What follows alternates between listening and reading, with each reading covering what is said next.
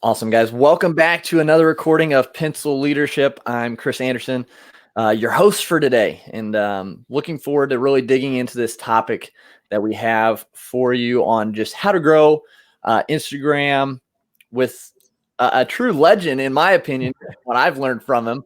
And he's younger than me, but he's been doing so well with just Instagram as an expert there. He's also a co-host of a top 100 podcast called Build Your Tribe, along with his mother. He's also a football player, so he knows the discipline it takes to improve and get better in life. And he actually made six figures while playing football, which I thought was really amazing just because of the time commitment it takes to be a collegiate athlete. And so super excited to bring Brock on the show today, guys. So get out your pencils, get ready to take some notes. But Brock, welcome to Pencil Leadership today. Chris, thank you so much for having me. Really excited to be here and happy to share some knowledge with everyone watching and listening. Absolutely. Yeah. I'm really excited to dig into this because there's so much hearsay about what is Instagram, how to grow, and what ways to do it. And I've made mistakes with it from being taught wrong starting out. So I'd love to dig into that. But first, would love to hear and have you share a little bit about your journey, if you would, to what got you being an Instagram expert. Yeah, absolutely. So football has always been my thing. My entire life, I've been raised in a football family. Both of my uncle and my dad played professionally. My grandpa is the second winningest coach in California state history. So it's a very football-rich family, and that was what I was raised doing. That being said, my freshman year of college, I was playing college football, and I was away from home for the first time. I was on the opposite end of the country. Born and raised in California, but was going to school in Washington, D.C. And I wanted to create a way to provide for myself. I wanted to be financially independent from my parents. And as a student athlete, I knew that if I just got a regular job and worked 9 to 5, I just wouldn't have the time for that. I couldn't work 9 to 5. I had practice and lifting and workouts and meals to attend. And then I had class and school and studying and tests on top of all of that. So I didn't have the free time to have a job. So I knew that the only real way for me to make money and become financially independent would be to become an entrepreneur and create a business for myself.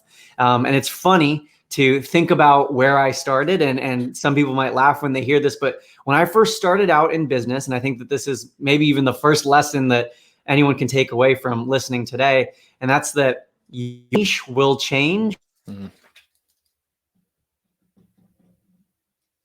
Oops, I think I might have got muted there. No, okay, no worries. Your niche will change. Who you serve and how you serve those people will change. So when I first started in business, I was teaching parents how to keep their kids safe on Snapchat. Totally different than what I do now. Now I help small business owners and entrepreneurs grow their platform using Instagram. So I guess it's similar in that it's social media, but besides that, totally different world. Parents versus business owners, helping keep kids safe on Snapchat. It's a totally different app. So it was very, very different, but it's grown and evolved from there. Very soon after launching my first course, helping those parents keep their kids safe, it grew into a way to help entrepreneurs grow on Snapchat. Because I quickly realized that, I was teaching all these parents how to use this new social media, but all of these parents had businesses and they wanted to create passive income. And I grew my business very much through Snapchat, which sounds weird to say now, but I was having thousands of viewers on my Snapchat story every day. And I was making sales and growing my customer base and my email list from Snapchat. I taught others how to do that. And then not too long after that, Snapchat started to fade away and Instagram stories was released. So I transitioned to Instagram stories. And I think the path is a little bit more linear once I got over onto Instagram. But that's basically what I'm doing today, is helping other small business owners and entrepreneurs grow their platform, their brand, their influence, and their income using Instagram. That's awesome. And it's crazy. Yeah, I think that's such a key point to make. Like, your niche will change. It doesn't have to be solidified with what you start out first off. And like me, I've transitioned now more into like the podcast production side of it at first, then it kind of transitions into helping podcasters utilize their shows better. And so that's not what I was looking at when I first started out. And so I think that's a really neat point you make. Now that being being so successful, you did go through that transition and that change with it. But so Snapchat faded out, Instagram started stories. Was there a reason you kind of went with Instagram? Were you just there already more heavily, or? So I actually wasn't there more heavily. It was funny. Okay. I was almost, if you followed me on Snapchat, it was all about business. It was helping you grow your Snapchat, helping you monetize with Snapchat. And my Instagram wasn't really reflective of that. If you followed me on Instagram, it was what you would expect from a college football player. It was pictures of me playing football, motivational quotes, videos from games and stuff like that. You weren't necessarily getting the same education or the same value from following me on Instagram, but I knew how to do it because I had practiced first using Snapchat. And then it really just became a matter of listening to the market, seeing the trends and forecasting of where everyone's headed. What is everyone saying? I was able to swallow my own ego, so to speak, and be humble and realize that, hey, even though I've been teaching about and preaching about Snapchat for a year or two, I need to, be honest about where people are headed and where trends are going. And people were trending away from Snapchat and trending towards Instagram. And it was a platform I very much knew how to use. It was a platform I had been on for probably 5 or 6 years at that point. And so I knew how to teach it. I knew how to use it. And I just used a lot of the skills that I developed on Snapchat and transitioned them over to Instagram. Nice. I like that kind of that you're already there and you made that transition from. So like people, if you're listening and you have an Instagram or you have social media and it's more personal right now, you can still transition into building that expertise with that. And like you said, listen to the market. So are there, with that, I'm curious, were there signs that Instagram was going to start kind of taking off like it did? Like, was there a place you went for research, or was it something kind of you just kind of saw happening? Yeah, I think it was something that I definitely saw happening. And there are telltale signs that we're all kind of aware of, which one of them that's really big is that Instagram is owned by Facebook and there's no one bigger than Facebook. Yeah. Instagram had a track record of kind of taking over, either buying other social medias or recreating their best feature. You can think of Vine. People always say rest in peace to Vine. Yeah. Vine disappeared after Instagram introduced video. Instagram introduced video to compete with Vine. Bye bye Vine. Instagram introduced Instagram Live to compete with Periscope. When was the last time you heard of anyone going live on Periscope? Right. Instagram introduced Instagram Reels as now a way to compete with TikTok. I'm not going to say that TikTok is going away anytime soon, but if you follow the trends and if you've learned anything from history, it's that Instagram and Facebook will win in the end. So I knew that. I also knew that way more people were already on Instagram. I knew that my audience, my intended audience of entrepreneurs and business owners, was way more likely to already be on Instagram than they were on Snapchat. And I also saw at that time there was a mass exodus from celebrities who were leaving Snapchat and saying, I'm only going to use Instagram stories. And I know that celebrities and influencers oftentimes are the ones who create the trends. So all of those things added up to me saying, you know what? I think I need to focus on Instagram rather than Snapchat. Okay, that's interesting. And I like how you mentioned Instagram started implementing things that took place of other platforms, and with the Reels and TikToks right now. And then I even, and I would like to hear your opinion on this. So Clubhouse just is blowing up right now, but I've seen Instagram starting to do a multi-person type room like that already. Yeah, so they actually did it first. Instagram, I guess technically Clubhouse came out in April and Instagram came out with Instagram Rooms in July. So technically Clubhouse was first, but I think everyone's kind of paying attention to Clubhouse now, and it kind of blew up, at the end of December, and it's really becoming popular here in January. So Instagram, coincidentally, I don't think it's any coincidence, they re-released Instagram Rooms. They upgraded and improved it. And Instagram Rooms is a feature that not every user has access to yet, but basically what it's going to be is just like a Zoom call or just like a Clubhouse room. You can go live with up to 50 people video chatting at one time and basically all hang out and talk and collaborate. It's literally just like a Zoom room with up to 50 people, except for that it exists on Instagram. So I think it's kind of a way for Instagram to compete with both Zoom and Clubhouse. Yeah, that's going to be interesting to see that kind of unfold and see just this year what happens with, like you said, like with TikTok and Clubhouse. And So during all this transition, I mean, obviously Instagram has grown and implemented so much. What are some of the kind of the best changes you've seen so far with Instagram that they've made? Yeah, I think that, I think while a lot of people are hesitant to embrace all of these new features and all these different added benefits and types of content on the platform, I actually am a fan of all of the new content that they're allowing us to create, because they're giving entrepreneurs and business owners different ways to serve their audience. Whether you're best with photo or with text copy, or you're best with quick video snippets, like stories or reels, or you're better at long form video like an IGTV, Instagram is really providing us with a lot of different ways to engage our audience so that it doesn't become stale, so that our audience stays engaged. And also, Instagram recognizes that we each have different expertises and different skills. Some people are really great at podcasting. Some people hate spoken audio, but they love doing like quick dancing or fun, engaging clips for reels or TikTok. So it's really, you can pick whatever kind of content that really suits you best on Instagram, and you can still have success with it. And I think that while there is a lot of noise and there's a lot going on Instagram, it really still comes back to the same basic principles of serving your audience and connecting with them to build a community that are ultimately going to help you be successful. Yeah, I agree. I think, it goes back again. How can we serve? Yeah. And finding your best way to do it. And so if you guys haven't connected with Brock on Instagram, I mean, he does it all. He got the dances going on. He's got the comedy. He's got the educational, all wrapped together. So it's a real treat to be able to learn from him. I don't do the dances, so I haven't broken through that comfort layer yet. But what about on the flip side? Has Instagram done anything that you've seen and it maybe it's backfired for Instagram or just hasn't worked at all and they've kind of cut it out? Yeah, so I think that the biggest thing, it kind of goes back to Zuckerberg's guiding principle, which is move fast, break things. That's one of their slogans over at Facebook and Instagram. And on one hand, you love that as a user because like they're cranking out new features and they're giving us new stickers on stories and Instagram rooms, and they're giving us reels and guides. They're giving us all of these things like here for free. Everyone, business owners, use these things to your advantage. They're moving fast to keep up with the trends.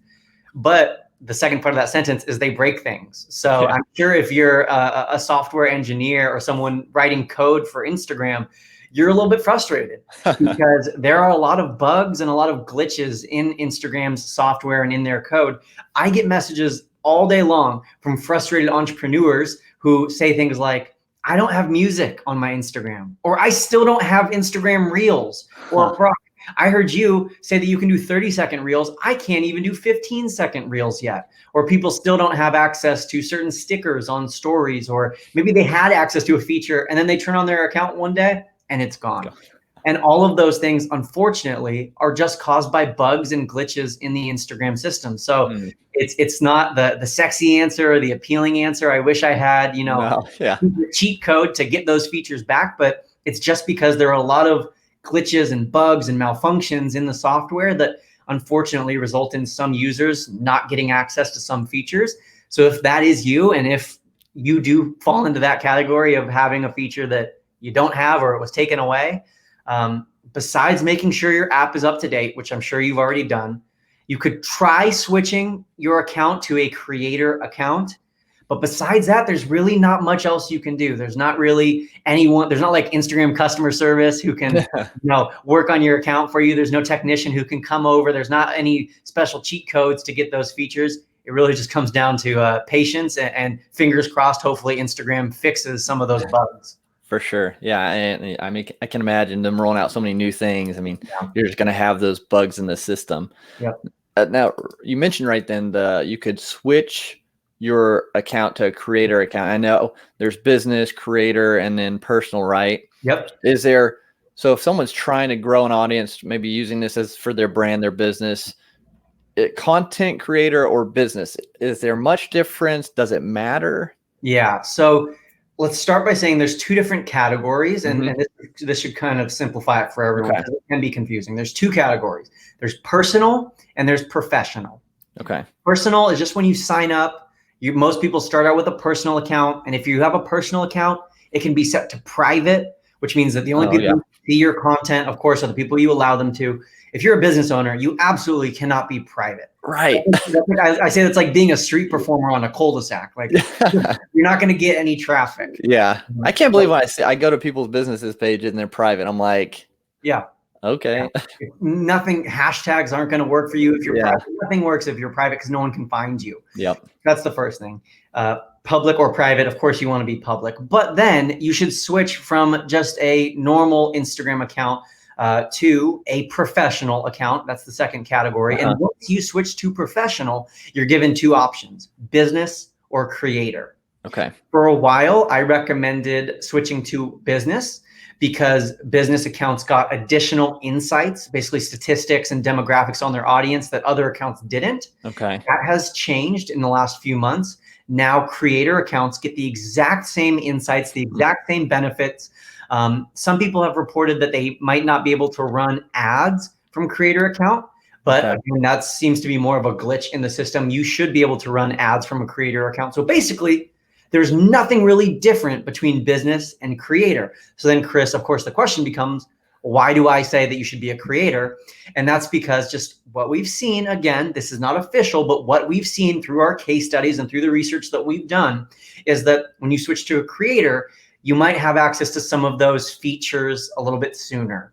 You might get music back on your Instagram reels. You might get access to 30-second reels. You might get different font options on your Instagram stories. And I think that's just from Instagram really understanding what I said earlier, and that was that influencers and creators are the ones who drive the platform. Influencers and creators are the ones who create the trends and dictate where people go and what people do. So Instagram really wants to help those people out before anyone else. So I would recommend switching to a creator account.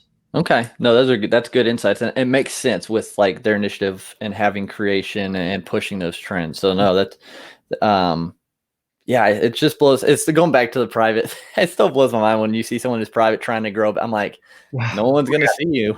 Yeah, I know. So now diving into this, and I'm excited to get into kind of the secrets, the Instagram growth, quote unquote hacks, or things that we can do to grow our following there. But first, before we jump into those, where do you see people going wrong when it comes to trying to grow their audience? I think the biggest place people are going wrong is something I hinted at earlier, and that's not defining their niche. Okay. Step one to growing on Instagram is clearly defining two things. Two things, Chris. Number one, who do you help or serve or post your content for? Yep. The more specific you can be, the better. If it's men and women, it's way too broad. If it's men, it's still probably too broad. If it's just women, it's still probably too broad. We need to get specific. Do you help moms over 40? Do you help men in their 20s? Do you help single dads? Do you help grandmas? Who is that specific group? Do you help small business owners? Do you help women in network marketing? Like, who is that specific group of people? Number one. And then the second piece is, how specifically do you help them? I am tired of finding Instagram accounts that say, I help men and women get fit. That means nothing to no one. You're literally saying, I help all 7 billion people on the planet get what all 7 billion people on the planet want. Right. Stay healthy and get fit. Be specific. I help men over the age of 35 feel like they're in their 20s again through daily workout routines and meal planning. Get specific with who you can help and how you can help them. And when you do that, it not only provides clarity for your audience, it provides clarity for you, because now you know the kinds of things that you can be posting about every single day. It's way easier to come up with posts if you know every one of my posts needs to be helping a 35-year-old man lose weight, feel like he's in his 20s, get his energy back, and stick to a diet or a meal plan. Way easier than thinking, oh my gosh, I need to have a post that's going to help everyone on the planet get fit in some way, and it's going to appeal to all 7 billion people. That's challenging. Make it easier on yourself by picking a niche. And of course, like I said earlier, it can evolve, and it will evolve and change over time. For sure. No, I think that's a good point. Now, with that weakness, so not targeting a niche close enough or direct enough, should if you do have it narrowed down to, and this probably we'll come back to the bad ways of doing it, but should that be in your bio, the specific Absolutely. target? Yes, that should be the first line of your bio. Studies have shown that the average Instagram user decides in less than 7 seconds if they're going to follow us back or not.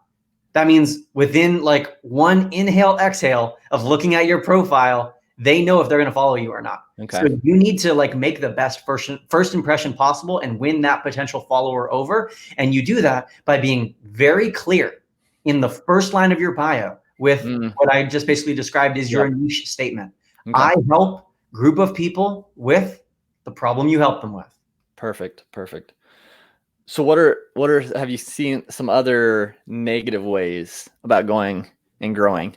Yeah, I think another really big one is just failing to be consistent. Of course, that's the bread and butter with all social medias. And I think that's the bread and butter with everything in the history of the universe always. Like if you want to become an expert, you want to become known for something, you want to grow and expand.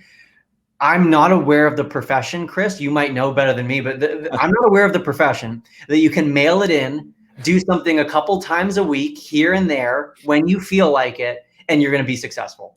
Right. Yeah. Instagram is no different. It takes that consistency. And so, that's another huge thing that people are missing out on is they post a couple times a week. They have 2 weeks where they're super on it and they're dedicated and they're consistent. And then they fall off for a month and then life gets in the way and things get challenging and things get busy. So you forget about Instagram and you're like, oh, I'm just going to use my stories. People, they'll still be there, right? Wrong. Every single day, people are unfollowing. Instagram is deleting fake accounts. People are losing followers. If you're listening to this and you're not posting today, you are losing followers. I can tell you, I myself will lose 50 followers today. Your job is to make sure that you are adding more followers every single day than you're losing if you want to actually grow on Instagram. And the only way to do that is by staying consistent and posting regularly. So like I just said, I know that on average, I lose 50 followers a day. So I know that I'm already 50 followers in the hole when I wake up. I need to gain 51 followers during the day or else I'm going to be in the red for that day. For sure. Now, is there a certain number of times to post per day, per week? I mean, Gary Vee says like post like 30 pieces of content a day, every day. Like, is there kind of a sweet spot with that or does it matter? So I think first of all, I would say, be careful for anyone trying to compare themselves to Gary Vee. Remember, he has a media team with about 100 people working underneath him. So that most of the time it's not even actually him doing the posting. And really anytime you see an influencer or a celebrity posting, know that there's probably at least a team of a couple people behind the scenes, taking care of that for them. So don't compare a one-man show to a full team.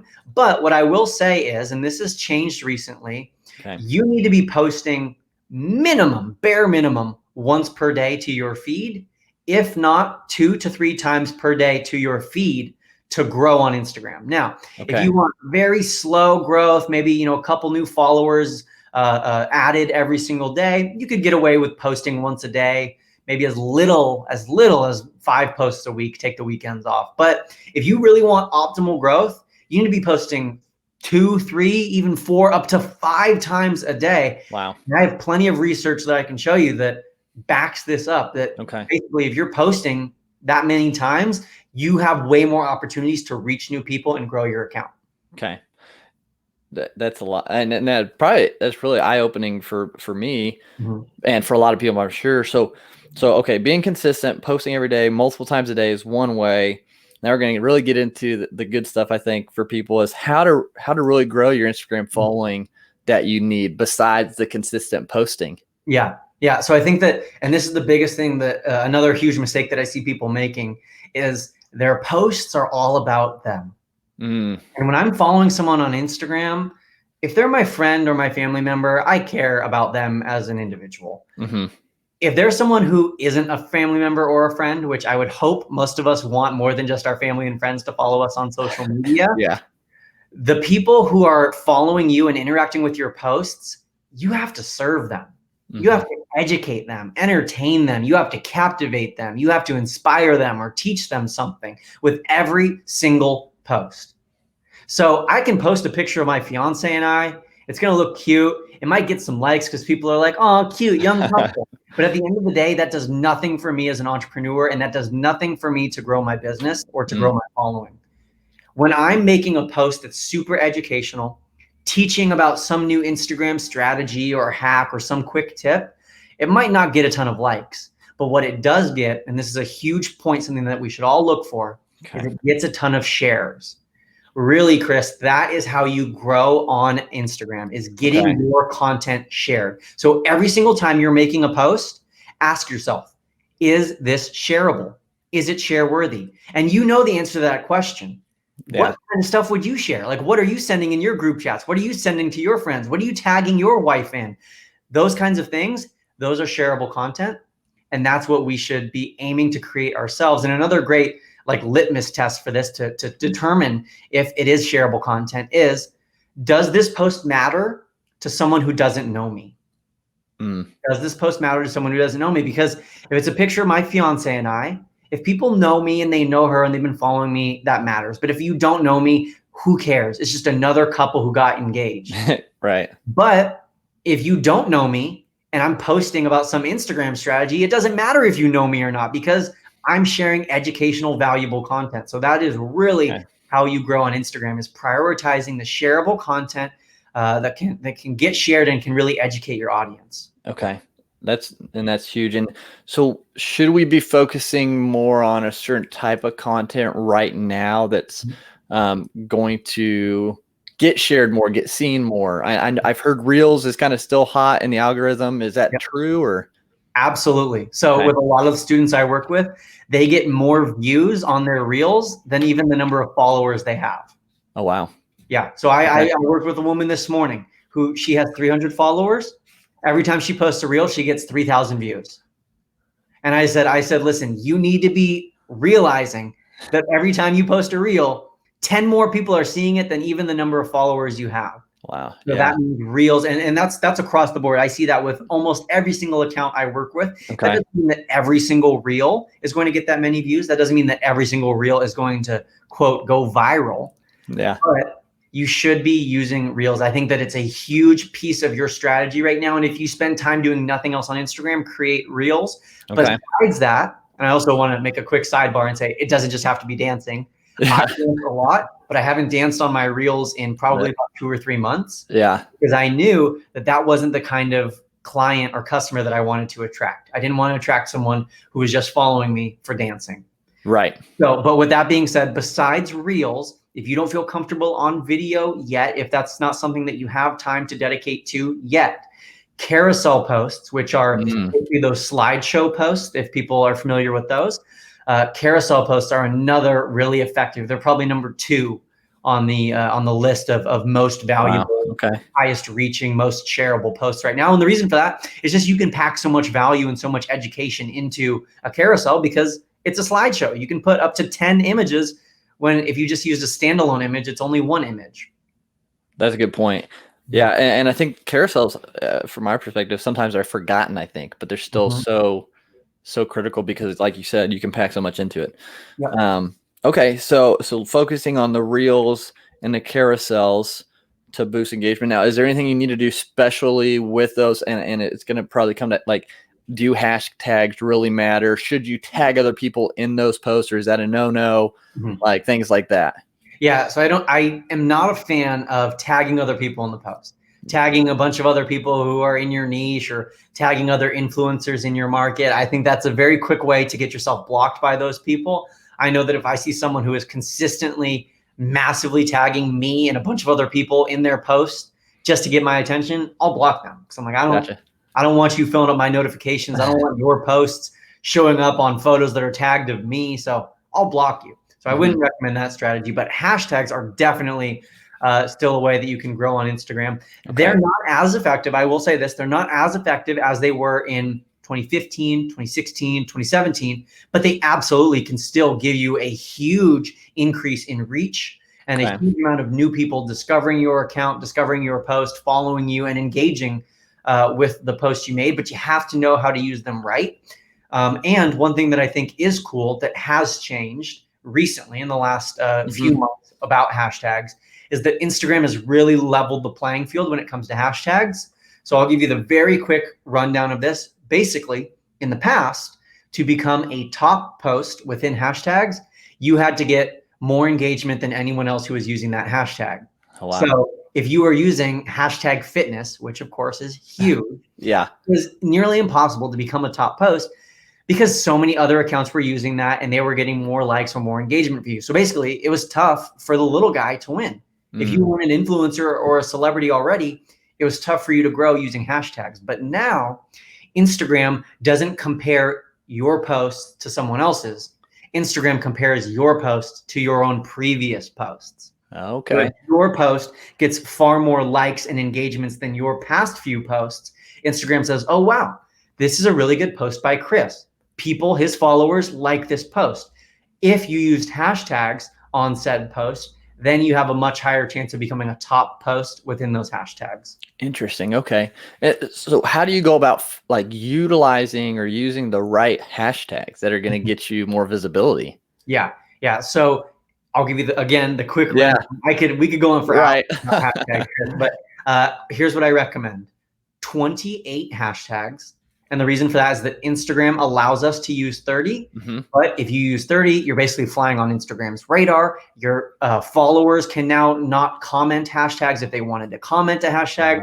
And sometimes, we might put a hashtag in our caption just to be funny, and whatever. We're just adding it in our copy and we forget about it. And then now we're at 31 hashtags and we're violating Instagram's policies. So 28 hashtags, a good number to stick with.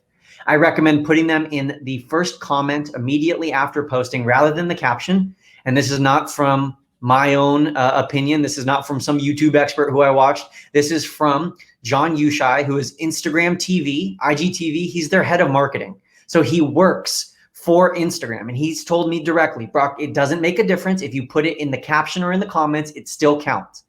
So then, of course, Chris, the question is like, why am I saying put it in the comments? And it's just for basically aesthetic purposes. Okay. Sometimes you're going to write a really great caption. You're going to, add some value. You're going to give some tips in your caption. You're going to write a cool story. We don't want to see a big old chunk of 30 hashtags at the bottom. Right. That takes away and that makes your post seem a lot longer and it seems a little spammy even. So I just say put your hashtags in the first comment. And then finally, what I will say is that your hashtags need to be niched and specific to your account and the type of post you're making. They need to specifically apply not just to what you do, the industry, and what your post, what your account is generally about, but they also need to very specifically apply to that photo and that content that you're posting about right now. Gotcha. Okay. So not just kind of copy and pasting the same hashtags over and over. Exactly. Okay. And I've heard this, and I wonder if it's true, is you're supposed to post those hashtags in the first comment within like 2 seconds of the post going out for it to be effective. Is that actually true? The sooner you put them on there? I would say the sooner the better. Okay. The sooner the better. And that's because Instagram shows posts within hashtags in chronological order. Okay. So there's 2 categories within hashtags. There's the top posts, which I spoke about a minute ago. And then there's the recent posts. And recent posts are, of course, in recent order. They're in chronological order. So if you wait 15 minutes to add your hashtags, then that's 15 minutes where anyone else could have used those hashtags, and you're going to show up below all of those people. Gotcha. So the sooner you add your hashtags, the more likely you are to appear first in that recents category. Okay. That makes sense then. No, that's good. It clears up a lot with the hashtag, like, what is it or how to use it thing. So, and with that, a newer feature I heard about, I've heard you talk about actually, I believe is the alt text area for the keyword search that they've opened up. How does that, do you just copy your copy from the caption and put it in alt text? Or are you supposed to do it a little bit differently to help the post? Like, yeah. So let me tell you exactly what I recommend for alt text. So alt text is actually something that's been around for a while. It's for visually impaired people who are using Instagram as a way to describe verbally the posts from them. And I've worked with quite a few people who are visually impaired, and they've described to me basically how this feature works and why it should be used. So when you're using alt text, basically right before you post on Instagram, there's a little tiny button that says advanced settings. If you tap on that, That's where you can do things like turn off commenting if you don't want anyone to comment, things like that. But you'll also see a button that says write alt text. Tap on that, and that's where you can write the alt text. And rather than just putting in some random keywords, rather than pasting in your list of hashtags or just copying and pasting your caption, what you should do is type out a description of the post. Okay. Type out a description of what you're seeing in the post. And a really quick way that I like to do this is I will use the voice to text feature on my iPhone. Okay. I'll tap on that little button and I'll speak and describe whatever this content is, whatever it's about. And the reason that is important is that Instagram is really trying to improve their searchability of their platform. So that even if you don't use hashtag rock climbing on the next picture of you rock climbing, Instagram, their artificial intelligence and through alt text, they can still determine, hey, this is a picture of someone rock climbing. So that if someone's interested in rock climbing and they search the term rock climbing, they can find it, even if you didn't use a hashtag, even if that's not in your caption or anything else. Gotcha. So writing alt text basically just allows the Instagram artificial intelligence to be able to determine what is in your content much easier and much faster, which should help you if people are searching for that kind of content. Okay. Gotcha. Okay, that makes sense. And the voice to text is a good tip too, to make it just quicker. And so you would be literally like, hey, this is a rock climber climbing a mountain with a quote, inspirational quote that says this or something like that. Exactly. Okay. And then it really benefits you as a business owner because it's easier for Instagram and for people on Instagram to find your posts.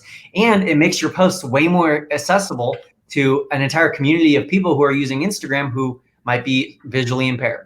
Definitely. No, I think that's a really neat feature that's underutilized for sure, just because no one knows really about it. Yep. Awesome. So shares, getting the Reels carousels, hashtags, alt text. Is there any other features or tips that people can use to help them kind of expand their following on Instagram that we haven't covered yet? Yeah, I think that engaging with other people is also a huge way to grow. At the end of the day, Instagram is a social media, and Instagram's algorithm is what's known as a social algorithm, which is different than TikTok's algorithm, but we're not even going to go down that hole. But Instagram is a social place.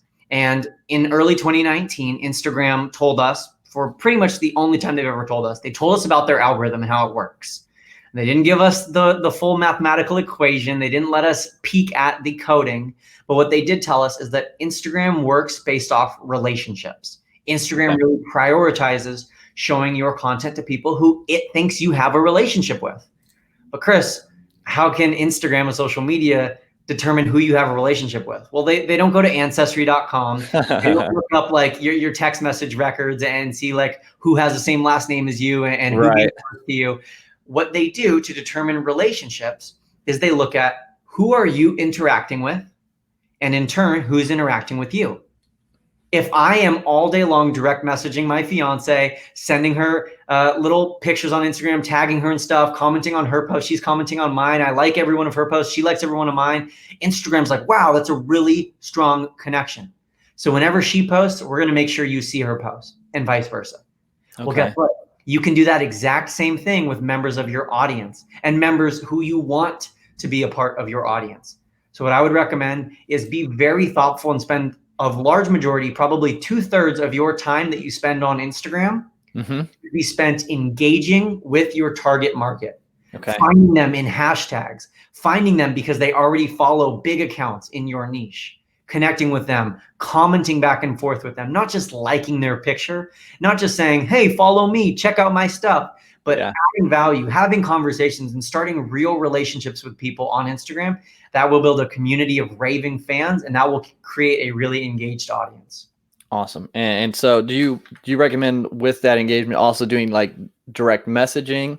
Like, hey, I saw that post, I like that, or just more comment in the posts? You can do some direct messaging. I would just say make sure that when you are direct messaging people, it still stays in that framework of I'm going to make it about them. I'm going to serve them. I'm going to help them. I'm going to compliment them. I am not going to make it about me, sell myself, sell my product. Hey, I saw you post about fitness. Would you like to try this product? We're not trying to connect in that way. We're just trying to build real, genuine relationships. Gotcha. Perfect. No, I think these are really good takeaways that people can implement immediately to start seeing growth. And I think people want that. They want to build that community, but there's just so much noise out there of like how to do it, how to grow it. And so kind of getting off with growing that audience. And so thank you for this information, this clarity, and bringing your expertise to it. Before we kind of wrap things up, though, I asked this question of my guests. It has to do with the fifth trait of Pencil leadership, being that we are all created with a purpose, a unique purpose and potential to leave a positive mark in the world. So, Brock, for you, when everything is said and done for you on Earth, what do you hope your mark is? Yeah, this is a big one. So I think first and foremost, I want to be remembered as someone who helped people. If anyone's familiar with the Enneagram, I'm an Enneagram type 2, which is the helper. Like it is my thing to help people. And that's definitely like my fault and my curse as well. Sometimes I don't want to help too many people and it's my own detriment. But the mark I want to leave on the world is that I've helped however many people, as many people as I can, to recognize that they can live the life that they want. They can prioritize the things that they find valuable, whether that's family or financial freedom or independence or travel, whatever it may be. And they don't have to slave away and work 5 days a week to, enjoy 2 days a week. That it is possible to live this entrepreneurial life and grow a brand and a following and an influence online. And you can do it while still keeping your priorities in check and honoring things that are valuable in your life. Awesome. I love that. And it definitely shows you're definitely doing that. And so I'm excited to continue to see you do that. It's a big mission. So obviously people can find you on Instagram, but is there anywhere else or anywhere specifically or things you're working on that you would love people to know about? Yeah, I think Instagram is the best place to get connected. Every single post I make in my feed, I'm trying to add value and I'm trying to teach you about Instagram growth. Yeah. I don't just post about going snowboarding and my dogs and what I had for breakfast this morning. I'm literally with every single post on Instagram trying to teach you about Instagram. So following me there or subscribing to our podcast, Build Your Tribe, are great places to start learning about Instagram and business. So if anyone's listening, and maybe they're trying to grow, but it has nothing to do with Instagram and you hate Instagram and you never want to use Instagram in your life, Build Your Tribe, our podcast, is a great place to learn additional resources about growing an email list and creating passive income and different revenue streams. And we cover all different sorts of business and entrepreneur related topics over on our podcast. Awesome. Yeah, guys. And I can personally vouch for that. It's a very good podcast. And Brock on his Instagram, he puts out educational material constantly. And even going back to the dancing was like, even within those, they were value added to it. And so, yeah, definitely get connected, check it out, and start learning how to kind of live and grow more with your life and business. So again, Brock, thank you so much for being on Pencil Leadership today. Chris, thank you so much for having me. I appreciate it. No problem. Yeah. So guys, if you're watching this live, please just leave what takeaways you took from this. If you're watching replay, let us know, #replay. And again, if you haven't yet, go subscribe to Pencil Leadership, wherever you listen to podcasts, rate, review, and share this with somebody else so we can help impact their lives, so we can leave a mark on more people's lives together. But until next time, let's go out and be